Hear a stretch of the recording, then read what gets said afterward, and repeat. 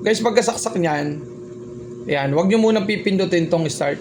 Antayin nyo muna na mag blink siya ng dahan-dahan, saka mo siya pipindutin.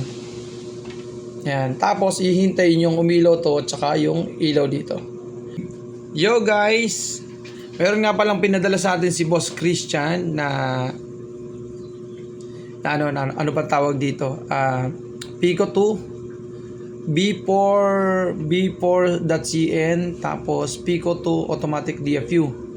So ite-testing natin kung working na nga ba ito sa mga iPhone 11. Kasi yung unang labas nito gumagana lang siya sa mga A12 XR lang XS, XR, XS Max, doon lang siya gumagana.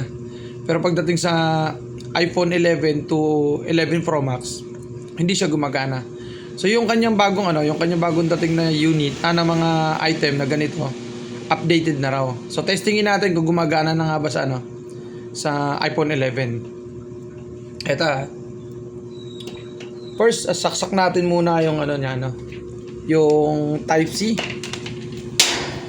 Female Type-C. Ayan, female Type-C. Tsaka male to female Type-C. Meron ako ditong iPhone 11. Ito yung pan-testing ko Ayan. Wait natin to iPhone 11. Tingnan natin kung talagang working na nga ba siya. Updated na yung mga paninda ni Boss Christian.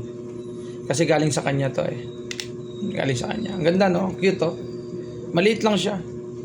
Sobrang liit lang niya. Pero cute niya. Ayan para siyang Christmas light. So guys, ganito nga pala yung technique dito hintayin natin. Nakagandahan nito, hindi na natin kailangan ng parang all-in-one na siya. Hindi na natin kailangan ng helper ba? Hindi na natin kailangan mag-helper sa mga tools kung paano i-DFU mode siya.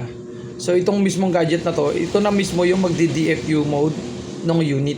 So pinadali yung buhay natin. Pinadali yung trabaho natin.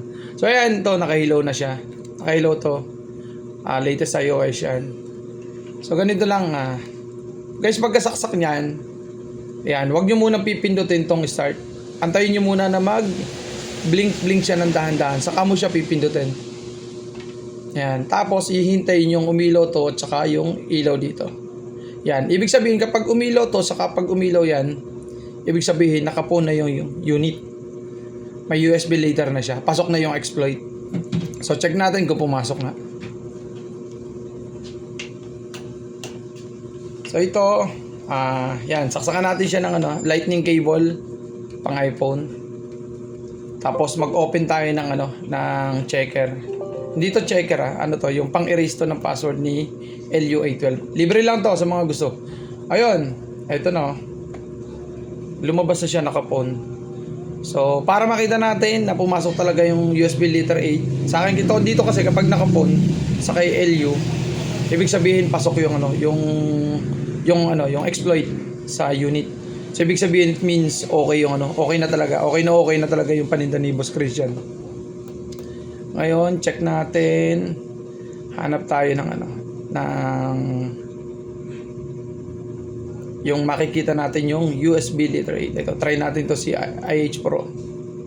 Lalabas kasi dito yung USB letter 8 So pag lumabas yung USB letter 8, so working talaga siya, di ba? So yun, working. So yun lang. Maraming salamat sa nagbigay, Boss Christian. Salamat sa ni-sponsoran ako ni Boss Christian Thank you sa kanya. Pero ibabalik ko rin sa kanya to. Testing lang naman Thank you. Okay na. Bili na kayo sa kanya. Baka marami pa. Or naubusan na kayo.